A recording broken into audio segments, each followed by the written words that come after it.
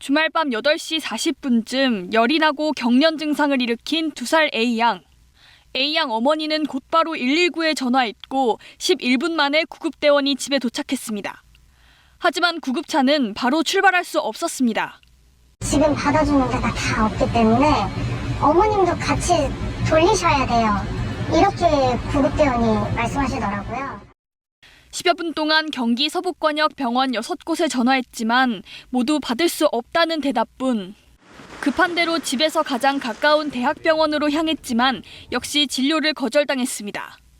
그래서 지금 아기가 너무 위급한 상태다. 우리 아기 좀 봐주세요 이러고 이제 갔는데 지금 119랑 같이 있으시다면서요. 그럼 괜찮은 거 아니에요?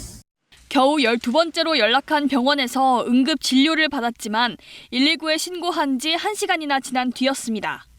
약을 투여해 곧바로 경련은 멈췄지만 A양은 심각한 뇌 손상을 입고 한 달째 의식 불명 상태에 빠졌습니다.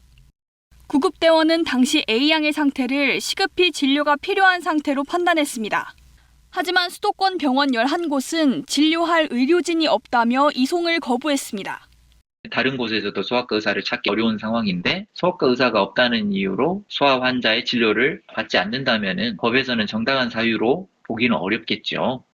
소아응급실을 운영하는 한 병원은 소아과 의사는 있었지만 소아신경과 담당의가 없다며 환자를 받지 않았습니다.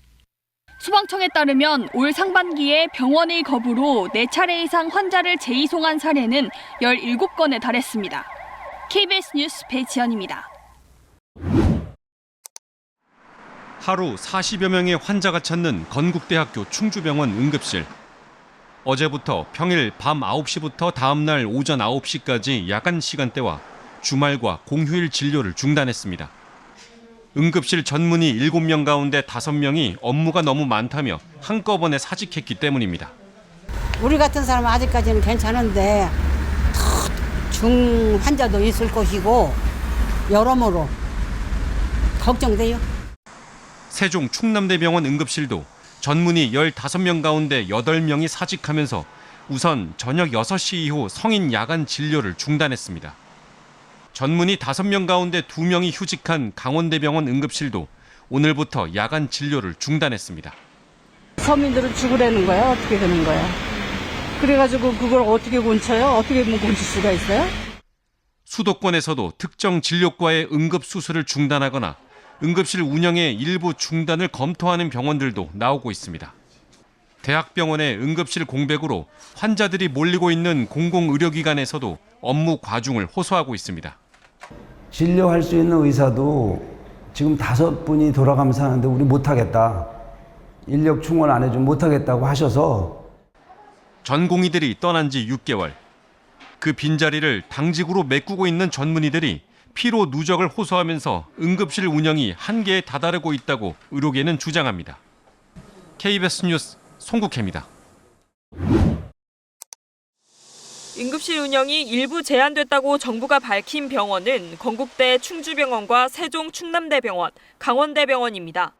이 세 곳을 제외한 나머지 99%의 응급실은 24시간 운영되고 있다는 게 정부의 설명입니다. 병상을 축소한 곳도 27곳에 불과한 만큼 응급실 붕괴를 우려할 수준이 아니라는 겁니다. 현재는 응급의료 전체 408개 중에 저희가 특히 조금 위험 있다라고 판단하는 23개 의료기관은 담당자를 지정을 해서 매일매일 상황을 모니터링하고 있고요. 전공의 이탈로 응급실에 근무 중인 의사는 평소의 73% 수준입니다. 정부는 모레부터 군의관과 공중보건의 등 230여 명을 순차적으로 배치하기로 했습니다. 11일부터 2주간을 추석 명절 비상응급 대응주간으로 지정해 연휴 기간 늘어나는 환자에 대비하고 추석 연휴 응급실 전문의 진찰료를 250%까지 가산하기 위한 후속 조치도 이번 주 마무리할 방침입니다. 윤석열 대통령은 중앙과 지방이 함께 의료 특별대책에 만전을 기해달라고 당부했고 정부는 응급실 현황을 매일 브리핑하기로 했습니다. 다만 전국의대 교수들은 추석을 기점으로 응급실 진료가 제한되거나 문을 닫는 곳들이 늘어날 거라고 말했습니다. 실제로 서울에서는 서남권 권역응급의료센터인 이대 목동병원이 이달부터 주 1회 야간 진료 제한에 들어가기로 했습니다. KBS 뉴스 주연지입니다.